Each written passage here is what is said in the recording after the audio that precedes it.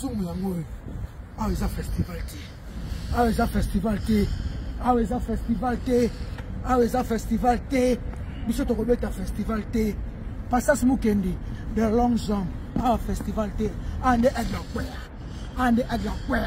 en effet solo numéro 1 le guide de la musique congolaise le king de la musique africaine c'est Aigle Fally Ipupa Boro Ekwea Boro Ekwea Boro Ekwea Boro Ekwea Boro Ekwea Boro Ekwea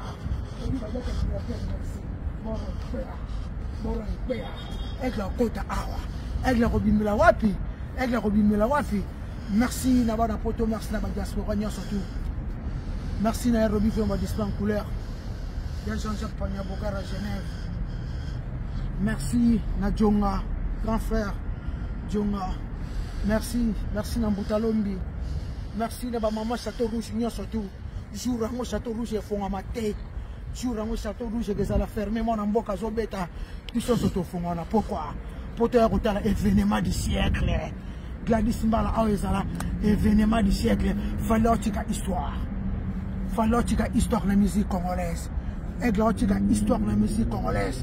Eglotika histoire de la musique congolaise. Ah oui, ça festival qui concert, billetterie, jour de maman. Et ça somme. Ah bah wesh, tout ma rosalawana.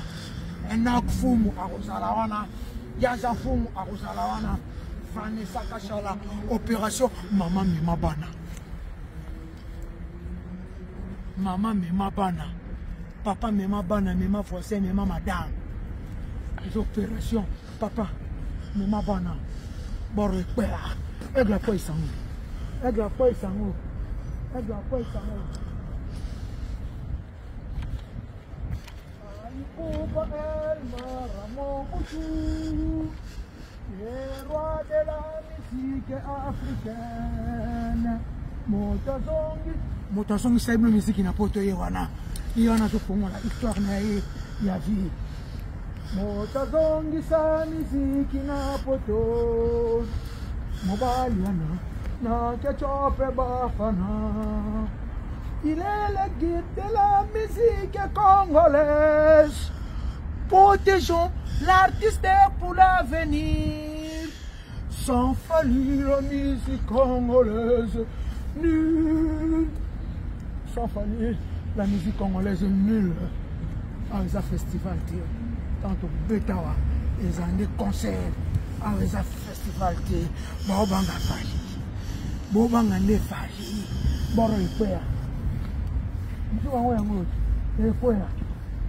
Fally Ekwea. Bobanga ne Fally. Bobanga ne Fally. On a appelé ça une chance des Arabiens. Il y a pas si ma qui c'est. Comment on la Fally. Ce qu'on dit, on a appelé ça une chance. On a appelé ça une chance là. On a appelé ça une chance là. Oro ya zanamo. Ya makasa za mosi ya malamu. Tu fallait afanda bongo, afanda kitoko, aza l'aise. C'est maman nana kecho. Muta osala e po asala. Moi si bien.